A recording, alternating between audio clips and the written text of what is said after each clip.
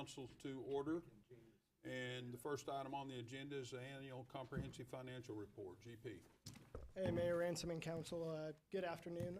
So previously, I think it was last week, Whitley Penn gave this similar presentation to our subcommittee and our Fiscal Affairs Subcommittee, and they reviewed, and then this is the formal presentation to Council, and then from there we'll get that finalized ACFR report and out, and I'll send that out to everyone this week, and we'll have it posted on our website and submitted everywhere it needs to go this week as well.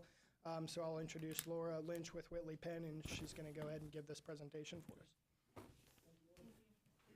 All right, good evening. Thank you for having me here this afternoon. So we've got the presentation in front of you. We'll try to make it as quick and painless as possible, but also any questions that you have, I'd be happy to answer. So just going over the first slide there, just kind of shows the different parties involved in the financial statements and the responsibilities of each party. So you've got management first, and their role is to, they're responsible for maintaining internal control and preparation of the financial statements. You've got your city council that's responsible for ensuring that management meets its responsibility for internal control. The fiscal affairs subcommittee assists city council in overseeing that management meets those responsibilities. And then we've got us, the independent auditors. Our job is to accumulate enough evidence necessary to support an opinion on the fair presentation of the financial statements. And I'm not sure, can y'all see that? That looks a little bit, it might just be my eyes too. There we go. Upper right-hand corner with the two arrows, I think you can make it full screen. Oh, That little silver box. right here. Makes it a little bit bigger. So then after that, going through the audit process, it's not, we're not here for just a few weeks. I think GP can attest to that. It's been a very long process. We start the process back before the fiscal year ends or close to fiscal year end. We come in and we do our planning process. We get information from the city. We do a risk assessment on the city and the different areas of expenses, revenues. And we get an idea of the key internal controls that you have in place over those areas. Then we come in and we test the internal controls.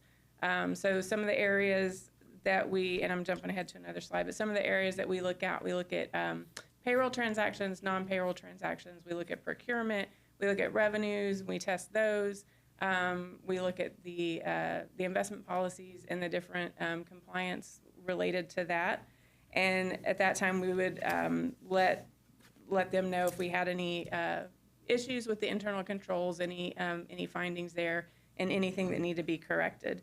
And then we come back after year end. I believe our process started for that in January of this year to do our substantive testing. And what we do with our substantive testing, we confirm all the cash and investment balances, so we get information directly from the banks, investment advisors, bond counsel, to verify the balances that you have in your accounts.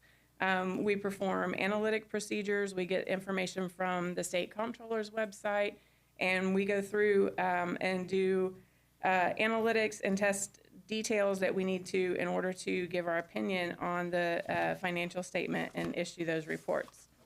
So the financial statement audit, again, the purpose of that is to provide the users of the financial statements with reasonable assurance that they can rely on those financial statements to make informed decisions. We evaluate the reliability of the financial statements, but we do not, our opinion does not include the economic well-being of the city. The financial statement audit includes activity as of and for the year ended 9/30/2022, and we do not give our opinion or comment on any future fiscal periods based on our audit of that year end. The goal of our audit is to obtain reasonable assurance concerning the fair presentation, not absolute certainty. And what that means is when we come in and we test internal controls, we can't test every single transaction that the city has. So we select samples and test a sample of transactions.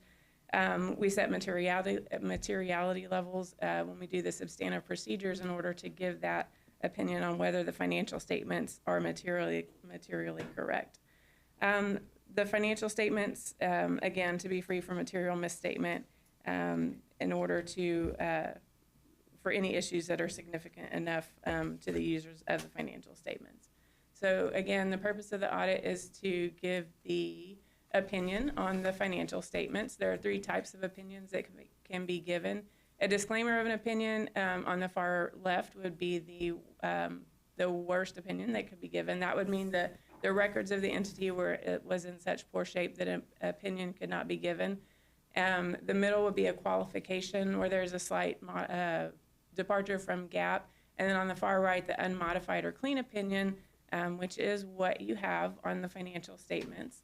That's the highest level of assurance that can be given on the set of financial statements. And our audit was conducted in accordance with generally accepted auditing standards. So again, these are the areas that we looked at and tested internal controls over, and it is a lot of transactions. We do a lot of sampling. We pull a lot of information related to human resources, payroll, procurement, accounts payable. We look at IT, the significant revenue sources, and the financial close and reporting process. And then the next slide is just a summary of your statement of net position. So that's your overall, that's combined your governmental fund, your business type activities, and it's not the typical financial statements that you get on a monthly basis from the finance department, but it tells you all of the assets that the city has, all of its liabilities in total. So looking at that compared to fiscal year 21 to 22, you had total assets in 2021 of 280.7, and in 2022 you had total assets of 403.7. So that was an increase of 123 million. A lot of that is related to the bonds that were issued and the cash that's still there for the projects that are upcoming. You had total deferred outflows of resources, went from 6.5 million to 5.6 million, so that was a slight decrease there. Your current liabilities and long-term liabilities, in 2021, you had 109.4 million. In 2022, 223.4 million, so a slight increase, or an increase of 114 million. And again, that's the bonds payable that were issued to finance projects upcoming. And you had total deferred inflows of resources, went from 4.7 million to 7.5 million for an increase of 2.8 million. So your ending total net position, which is your total assets and outflows of resources, less your total liabilities and deferred inflows, you had an ending of 178.4 million, up 5.3 million from 2021.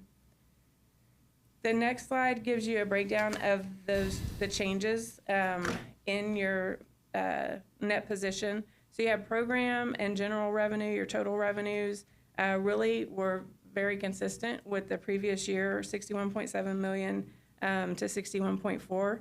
And then your total expenditures, you had 53.5 million in 2021, went up to 62.3 million in 2022. So a total change of 8.1. You can see your public safety expenses went up, and then your other taxes and fees, the interest related to debt and those areas, and then your water and sewer expenses increased 3.3. So that's your increase of 8.8 million. And then you had other items of 6.2, which relates to some prior period adjustments that we had related to some changes in accounting principles. And then your change in net position, so your ending change in net position of 5.3. So looking at the total debt that we just talked about, you had your general obligations went from 35.9 million to 83.9 or 84 million. Your certificates of obligations went from 20.1 to 84.4 million. And then your revenue bonds, sales tax obligations, and your finance purchases all decreased as principal payments were made. And then premiums on bonds as well increased from 1.8 to 5.3 million. This is looking at the general fund. This is the normal statements that you see on a monthly basis. This just gives you an overview of your general fund revenues. In 2022, your total general fund revenues were 26.5 million. Your Sales tax makes up about 42% of your general fund revenue. Property taxes make up about 31%.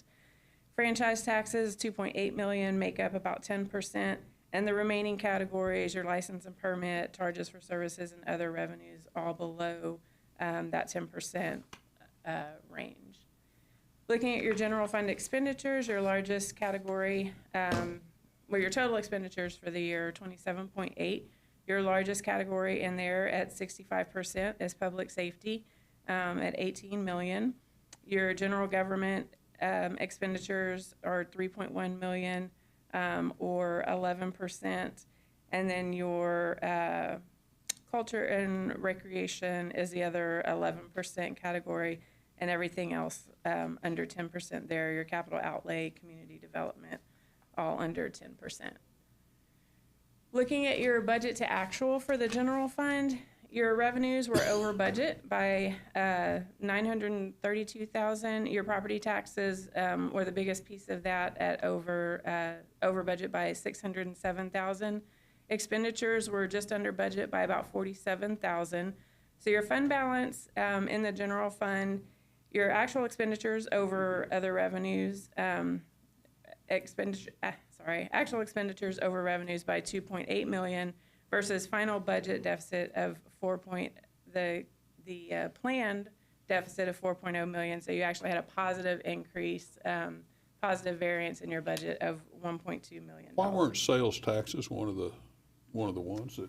as opposed to They property could tax? have been, I believe they We've were exceeded our around budget. 300,000 or so Oh. over budget. So I think we just put the largest category okay. of the over budget amounts, but I believe it was around 300,000. Thank you. The remaining slides that we have, required communications, we do look at the city's significant accounting policies. The accounting policies and methods are appropriate and in accordance with industry standards. There was a new GASB standard implemented this year, GASB 87, related to leases. There were no changes in the city's lease presentation with that implementation, but going forward, the leases will continue to be evaluated and reported under that standard. We do look at accounting estimates, since not every item in the financial statements has an invoice or something that it can be tied to. Some of the larger estimates that are in the financial statements, the allowance for doubtful accounts, based on outstanding old receivables. We look at the calculation for the allowance, and we determine that is in accordance with industry standards. And then the largest accounting estimate that's in the financial statement includes your pension and OPEB liabilities. OPEB are your other post-employment benefits, so your retiree health care plan and supplemental death benefits. Those are the largest estimate liabilities in the financial statements. They are included in the long-term liabilities. They're not actual liabilities that the city will have to pay out, but they're based on estimates from the actuaries, and they're paid out over time through the contributions that are made with each payroll. And again, that is based on the actuary evaluation, so we get that information and it goes into the city's financial statements, but it's not within the control of the city. There are other required communications. We had no difficulties encountered in performing the audit. Everything that we requested was given to us. The department was available for a lot of calls and going through everything, made everything available to us. No uncorrected misstatements, any adjustments to the financial statements that weren't already prepared that we did bring to the attention of management were posted. So nothing was passed there. We had no disagreements with management during the audit. And then the last piece of evidence, audit evidence that we get is called the management representation letter.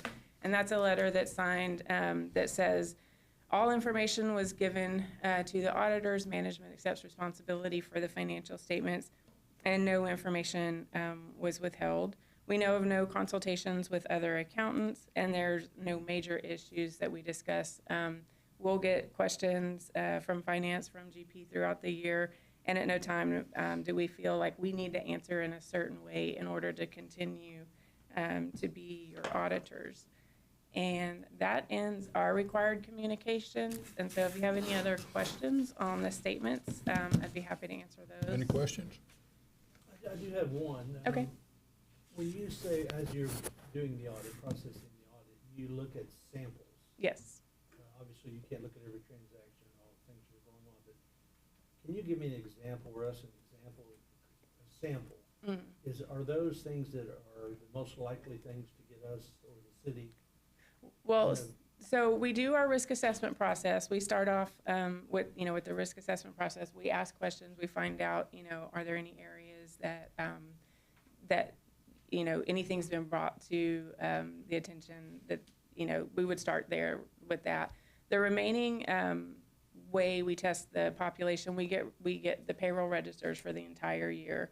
We get the check registers for the entire year from all the component units. And we have audit software, so we run those check registers through the software. We tell it we need a sample based on our risk assessment. It's usually in audit standards, it's usually going to be anywhere from 25 to 40 in each category. But then that software also looks for outliers. So it'll look for outliers by, let's say, vendor or by employee name, different things. So as part of our standard test of controls, based on audit standards and this number, we also have those outliers that we test in addition to that. And so our audit software we use, and that we do that through payroll, through non-payroll transactions. In the revenues, we run it, do our sample the same way there, but in revenues, one of the things we look at are like non-cash transactions where adjustments could be made. For instance, municipal court, like if someone gets a ticket, but it can be, for no insurance, and that can be dismissed once they provide the proof of insurance. So that's considered a non-cash transaction. So we look at that to see that there are controls in place to make sure that there's, cash isn't being brought in, but that ticket dismissed without the proper controls, the judge approving and things like that. So we look at those areas as well where risk could be higher. So a specific example of a sample, Terry, would be, they have a whole spreadsheet they send me of like these invoices and these specific payroll tests. So one might be a check that was cut to Tricon. So then they ask for like, what were the quotes for that? What was the invoice? What was the actual check paid or the wire receipt? So it's like they'll pull specific transactions and then ask for us to supply everything related to that transaction so they can check that it was, cleared top to bottom, that we were following everything from the purchase guidelines to how the payment was actually made at the end of the day. Yeah, we follow it through the entire process. Like with revenues, for instance, we look to see, was it calculated correctly? Yes, it was. Was it posted to the financial statements correctly? And then did the bank, was that amount posted to the bank? And that part can be very detailed at times when you're trying to find, when you're getting one revenue transaction in a deposit of, millions, or, just, when there's 120 other items in that, so it can get very detailed. So they earn their keep during the audit time. That's good. And you really were able to get by the audit without having a disagreement with GP? I mean, well, according to standards. Oh, thanks for that clarification. Thank you very much. Any other questions? I did have one more. I noticed the other day when we had our board meeting, and I noticed it again tonight, it was just in my mind, there was a significant increase in water on that one slide, and I was curious if that was because we made some adjustments when we had the water study done, and then we did some rate increases and different things. And the expenses, I would actually have to look back at my papers for that one. Yeah, for water, but maybe what it was off the top of my head, Summer, is I know we had some more consultation type expenses in regards to. Revenues or expenses? Expenses were higher than. Yeah, that's what I'm thinking is I know we did some more consultation and professional It services. was one of the highest level percentage raises of the whole thing, Increases. so I'm Yes. just Yeah. kind of curious. Could be attributed to the breaks in the water, raw water That's line true, too, yeah. because those are pretty significant at 30,000, just and kinda we only curious. budgeted for 2, and I think We put so only- much emphasis on water infrastructure last Yeah. year, and then we had the rate study, and we did several things, so Yes. it was just in my mind, I was curious what was pushing that button. And that would be part of our analytic procedures, and I can go look in there and see it, but right off the top of my head, I can't Don't do recall that. that. It's a problem for GP, okay? I want you to keep this. Yeah, I mean, the budget season's starting, you know, my mind's on Yeah. budget, man. You're already working towards the end of 23. Oh, yeah. Yeah, Thank you. Thank you very much. thank you. Thank you. Thank you, Mark. Okay, at this point, we'll go into executive session, and we'll be back at 6 o'clock. Thank you. Microphones, I don't think our microphones are on. He didn't have his. I didn't put it on He on didn't have purpose. his. I didn't know if anybody was outside listening to that or not. Well, it has, if he's listening. You had a wonderful day today, didn't you, Jesse White? Oh, Yeah, that was Did you have a fun commissioner's court? yeah, it's an angry Facebook mob land will get you. About what? about the Farmersville annexation of the rails to trails. Yeah. It was the second angry mob. Because they got the ETJ all around that trail. That's right. That's all I can do. How was your meeting? I'm trying not to get on, I'm trying to get on Washington. For what?